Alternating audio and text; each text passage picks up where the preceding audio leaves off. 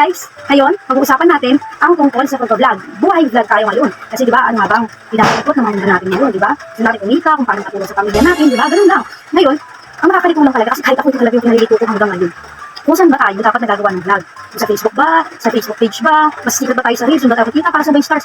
Ang daming tanong. Pero dito ipapaliwanag po natin kung ano yung advantage at disadvantage ni Facebook at ni Facebook page. Ngayon po, mas maganda kasi na mas maunawaan natin po. Kasi para marunong tayo sa mga rules and regulation ng Facebook.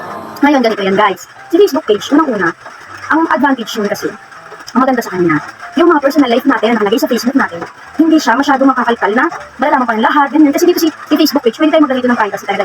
Pwede kang maglalito ng pangalan, kung ano yung pangalan sa page mo, ganyan. Tapos, sakali makagawa ka ng violation, hindi masisira sa Facebook mo kasi nasa Facebook page ka. Ganun siya guys. Yun kasi ang naganda ni Facebook page. Yun na yung sabihin advantage. Yung baga sa mga baray, itong si maukay na makikimos ito ng Facebook page. Kaso, ang disadvantage o pangit ang kinakahinat ng Facebook page, o pangit lang sa una lang naman ito guys, syempre mahirapan ka talaga. Baga sa mga waray, naraot na pwedeng mahinatan agad. Ngayon, sa una, mahirapan ka kasi wala kang followers. Yung tulad sa Facebook, marami, di ba? Wala kang mga likers agad, mahirapan ka. Paano kaya kung maisigat na ito? Wala ko kahit isa, zero lang ba?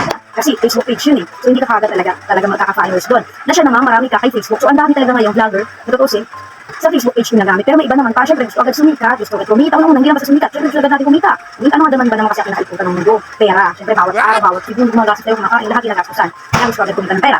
But guys, kailangan nyo lang talaga mag-ingat. Kasi pag dito sa Facebook kayo nag-vlog, ito guys, ito mahalaga to. Pag sa Facebook kayo nag-vlog, kapag meron kayong bagay na nagawa ng violation kay Facebook, pwede siyang i-ban or pwedeng i-hack ng Facebook yung account mo. Na siya namang contact mo sa lahat ng pamilya mo. Contact mo sa pamilya mo, sa trabaho mo, sa lahat ng mahalaga sa'yo. Dito at kay Facebook page na mag-violation ka, hindi ma-apektuhan si Facebook. Wow! Pero, ang kinaganda sa Facebook, syempre, kapag nag-vlog ka, nag-video ka, sigat ka kaagad, dumami ka ng likers, hearts, diba? Kasi, Facebook natin yun, sarili natin yun, bago pa nga tayo siguro pumasok sa mga marami tayong friends doon, diba?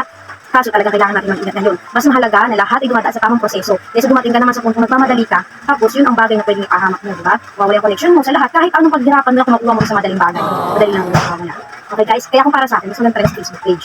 Mahirap talaga yung sa kasi wala talagang followers, pero mas maganda yung promise, ha? Pero nasa sa inyo pa rin yan kung saan nyo gusto mag-vlog. Kasi kung ano man kayo, consistent naman kayo sa mga rules and regulation ni Facebook na, alam ko to, alam ko yung bawal, alam ko yung hindi bawal, alam ko yung gagawin, alam ko yung hindi gagawin. Talagang okay lang naman yun. At okay lang sa inyo, napapakailangan mo masyado ng ibang tao yung buhay nyo, nasa sa inyo po yun. Kayo pa rin po ang masusunod kasi vlog nyo po yan. Hindi po ako, hindi po iba, kayo pa rin po. Okay? Thank you po.